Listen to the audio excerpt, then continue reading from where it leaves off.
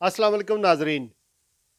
मैं इस वक्त पीटरबरा में हूँ और पीटरबरा बरतानिया का वो शहर है जहाँ पर हमारे कामयाब बिजनेसमैन चौधरी अब्दुल अजीज़ रहते हैं।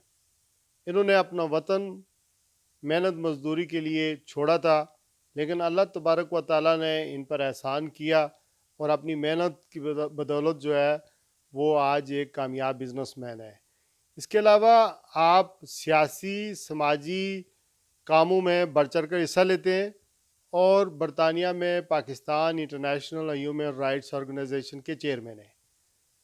इनसे पूछते हैं कि पाकिस्तान में जो सियासी मंजरनामा है, ख़ास करके वज़ीर आज़म साबिक़ वज़ीर आज़म मियाँ मोहम्मद नवाज़ शरीफ पाकिस्तान गए और 2018 तक यानी इलेक्शन तक आइंदा का मंजरनामा क्या है, और ओवरसीज़ में बसने वाले जो पाकिस्तानी हैं, ख़ास करके यूके में, यहाँ पर चूँकि मियाँ नवाज़ शरीफ की फैमिली, उनके बेटों का कारोबार भी है और वो इस सारे तनाज़र में ओवरसीज़ पाकिस्तानी उनका यहाँ आना जाना लगा रहता है, उनको कैसे देखते हैं।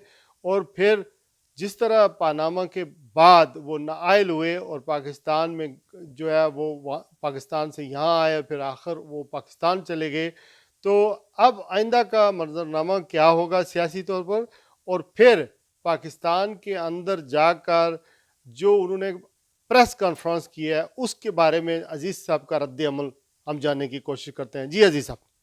अस्सलाम वालेकुम शराज साहब, शुक्रिया। साबिक़ वज़ीर आज़म मियाँ मोहम्मद नवाज़ शरीफ साहब को जब अदालतों ने नाअहल करार दिया है, तो इसके बाद मैं समझता हूँ कि एक साबिक़ वज़ीर आज़म जो ऑलमोस्ट हुकूमत में 30 साल से ज़्यादा रहे हैं, पंजाब हुकूमत में भी और नेशनल सतह पे भी वो रहे हैं, तो 3 बार वज़ीर आज़म रहे हैं। और उसके बाद जो है जब अदालतों ने उनको करप्शन के केस में जो है नाअहल करार दिया, तो इसके बाद अदालतों पे इल्ज़ाम लगाना कि जी उन्होंने ज़्यादती की है और वो उनके ख़िलाफ़ कोई साजिश हो रही है, मैं समझता हूँ ये हमारे मुल्क के लिए और हमारे मुल्क के वक़ार के लिए कोई अच्छी बात नहीं है।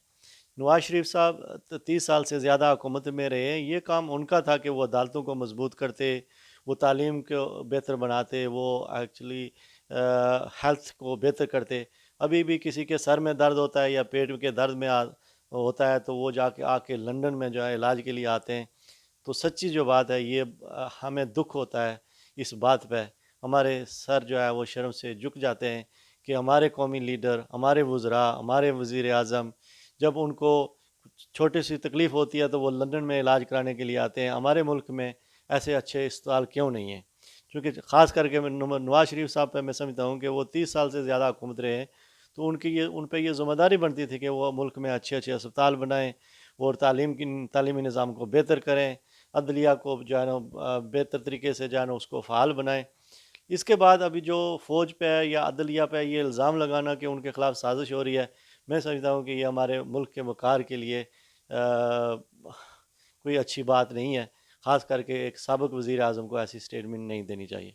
आप क्या समझते हैं कि मियाँ मोहम्मद नवाज़ शरीफ साहब यहाँ बरतानिया में आते हैं, इनके यहाँ पर बिज़नेस भी है इनके बेटों के, तो यहाँ पर जब पाकिस्तान की पॉलिटिक्स लंदन में डिस्कस होती है, पाकिस्तान के इश्यूज लंदन में डिस्कस होते हैं, वज़ीर आज़म अभी शाहिद खाकान अब्बासी साहब यहाँ पर आए थे, वो उन्होंने मुलाकात की है यहाँ पर आकर नवाज़ शरीफ साहब से, तो आम लोगों में क्या तासर है कि ये यहाँ पर आकर लंदन प्लान बनाते हैं, यहाँ पर प्रोग्राम बनाते हैं, फिर पाकिस्तान में जाते हैं, फिर वहाँ से भाग आते हैं, तो आम आदमी जो यहाँ पर पाकिस्तानी है वो इस बारे में क्या उनका रद्द अमल है कि ये क्या हो रहा है यहाँ पर?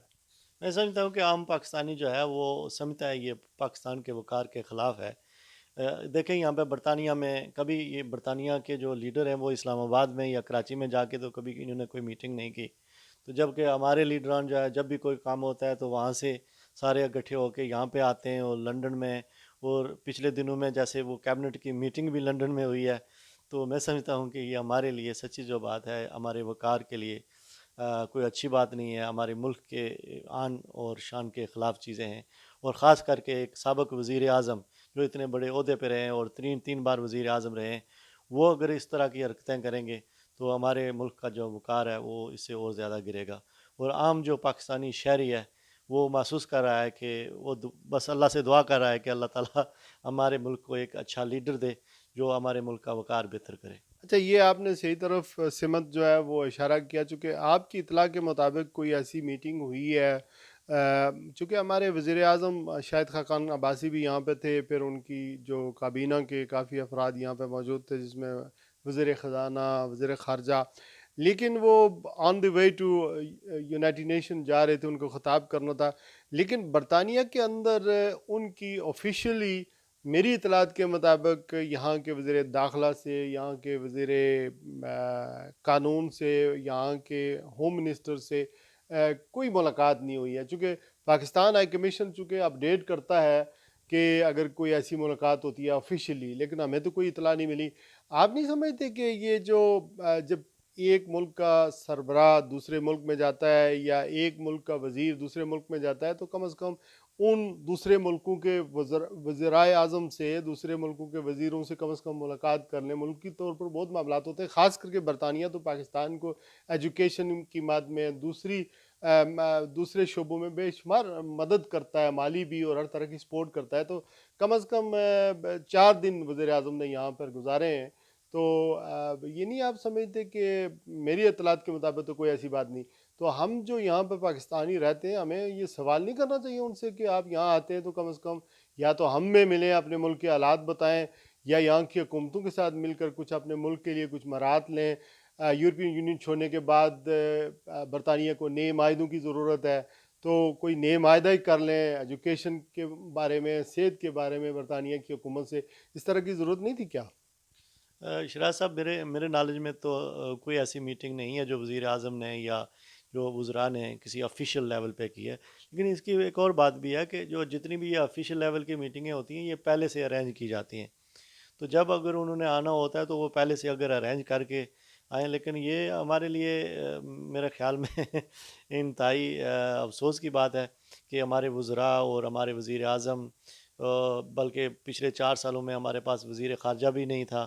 تو یہ ہمارے لیے انتہائی افسوس کی بات ہے کہ ہمارے اس طرح کے لیڈر ہیں جن کے برطانیہ جو ہے وہ دنیا کے ان 4-5 جو ٹاپ کے ملک ہیں ان میں سے آتا ہے، ان میں سے ایک ملک ہے. تو یہ مدر آف ڈیموکریسی بھی کہلاتا ہے. تو ان کے ساتھ جو ہے میٹنگ کرنا، وزارت خارجہ سے یا باقی وزراء سے جو میٹنگ کرنا، ان سے ملنا تو انتہائی ضروری تھا. لیکن انہوں نے نہیں کیا. تو یہی تو میں کل ایک امریکن ٹی وی پہ دیکھ رہا تھا کہ وہ بتا رہے تھے کہ تھرڈ ورلڈ کنٹری سے جتنے بھی لیڈر آتے ہیں یونائٹڈ نیشن میں، وہ شاپنگ کرنے کے لیے آتے ہیں، نہ کہ وہ وہاں پہ لابنگ کرنے کے لیے آتے ہیں. تو میرا خیال یہی ہے کہ ہمارے جو لیڈر لندن میں آتے ہیں ان کا یہ خیال نہیں ہوتا ہے کہ اس ملک کے ساتھ وہ کوئی رابط قائم کریں، اپنے ملک کو فائدہ پہنچائیں، بلکہ وہ یہاں پہ پراپرٹی خریدنے آتے ہیں اور اپنے دوستوں سے ملنے آتے ہیں، علاج کروانے آتے ہیں اور شاپنگ کرنے آتے ہیں. اچھا، یہ فرمائیے گا کہ آپ جیسے بزنس مین پاکستان میں انویسٹمنٹ کیوں نہیں کرتے؟ اس کی کیا وجہ ہے؟ یعنی آپ یہاں پر تو بہت اچھا بزنس کر رہے ہیں، لیکن یہی بزنس اگر آپ پاکستان میں کرنا چاہیں تو ظاہر ہے اپنے ملک کو فائدہ ہوگا، لوگوں کو جاب ملے گی، اکنامی جو ہے وہ رن ہوگی. تو وہاں پہ کیوں نہیں کرتے ہیں آپ جیسے بزنس مین وہاں پہ بزنس؟ شراز صاحب، جیسے کہ آپ کو پتہ ہے کہ میری جو ہے نا میں نے تعلیم بھی پاکستان میں آزاد کشمیر میں حاصل کیا اور وہاں پہ بھی بروٹ اپ ہوا ہوں. اور یقین کریں کہ میرا ہر وقت میری یہ خواہش رہتی ہے کہ میں اپنے وطن میں جا کے وہاں پہ کاروبار کروں، وہاں پہ رہوں، وہاں پہ اپنے بچوں کی پرورش کروں، وہاں پہ ان کو تعلیم دلواؤں. لیکن افسوس یہ ہے کہ ہمارے ملک میں نہ تو کوئی قانون ہے اور اس طرح کا وہاں پہ سسٹم ہے کہ جب آدمی یہاں سے چھوڑ چھڑا کے وہاں پہ جاتا ہے تو پھر میں نے بے شمار دوستوں کو دیکھا ہے، کوئی 4 سال کے بعد واپس آتا ہے سارا کچھ لٹا کے، کوئی 5 سال کے بعد آتا ہے، کوئی 10 سال کے بعد واپس آتا ہے. تو اگر وہاں پہ لا اینڈ آرڈر ہو اور وہاں پہ باقاعدہ پروٹیکشن ہو تو میں سمجھتا ہوں کہ اکثریت جو ہمارے بھائی بزنس مین ہیں یورپ، یو کے میں اور امریکہ اور باقی ممالک میں، اکثریت ان میں سے ان کی خواہش ہے، ان کا دل کرتا ہے کہ اپنے وطن میں رہیں اور وہاں پہ کاروبار کریں. اچھا، قانون کی بات کی آپ نے. قانون تو ہیں، کتابوں میں لکھے ہوئے ہیں قانون، پولیس کے قانون ہوں یا عدلیہ کے قانون تو ہیں، لیکن عمل درآمد اس پہ اس طرح نہیں ہوتا جس طرح کہ یہاں پر ہوتا ہے. اور خاص کر کے بزنس مینوں کو یا انویسٹرز کو ہڈلز پیش آتے ہیں، یعنی جگہ جگہ رکاوٹیں ہیں، ان کو تکلیفیں ہوتی ہیں، تو اس وجہ سے میرے خیال میں یہ جو بیوروکریسی ہے اس کو بریک کرنا، سسٹم، چیزیں اس طرح آٹومیٹکلی سسٹمیٹکلی نہیں چلتی ہیں جیسے برطانیہ میں چلتی ہیں. اگر ایسا نظام وہاں پر ہو جائے، حکومت یہ انیشیٹو لے، تو آپ جیسے آپ وہاں پہ پیسہ لگانا، انویسٹمنٹ کرنا جو ہے وہ کیا سمجھتے ہیں آپ، اور آپ جیسے جو بزنس مین ہیں وہ ایسا کر سکتے ہیں؟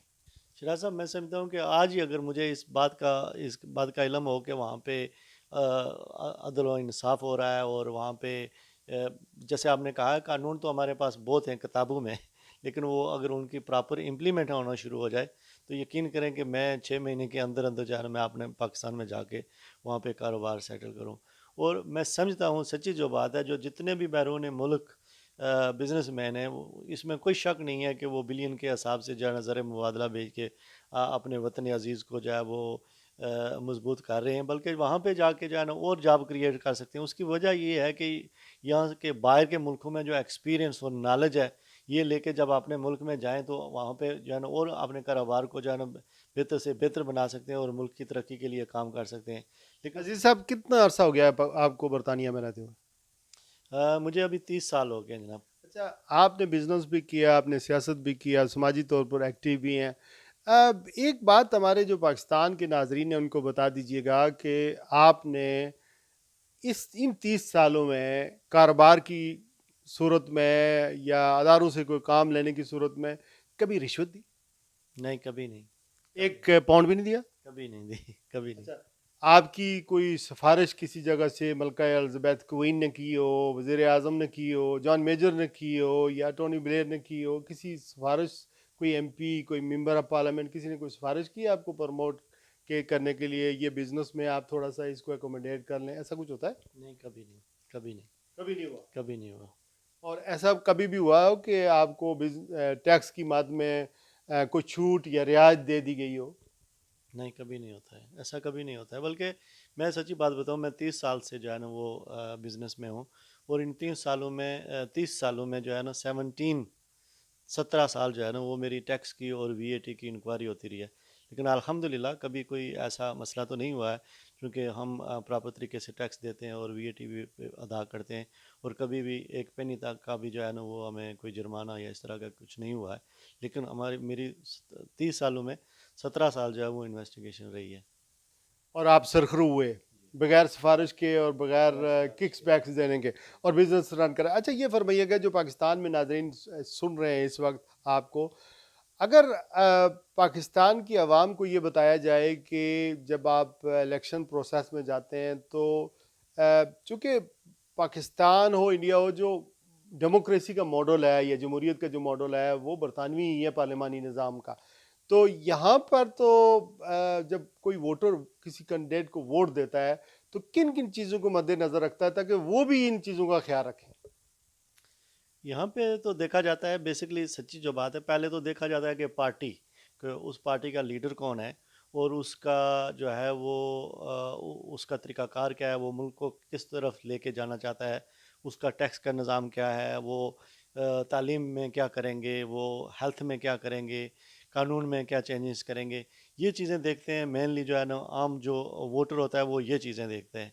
تو پھر اس کے بعد جو ہے نا وہ جو بھی اس پارٹی کا جو بھی بندہ ہو، بے شمار ایسے جیسے ہماری ممبر آف پارلیمنٹ بنی ہے یہاں پیٹربرا سے، ابھی تو وہ بالکل نئی تھی، وہ کیمری سے یہاں پہ آئی ہے، اس کو کوئی بندہ نہیں جانتا تھا، اور وہ 2000 کی لیڈ سے جو ہے نا وہ الیکشن جیتی ہے.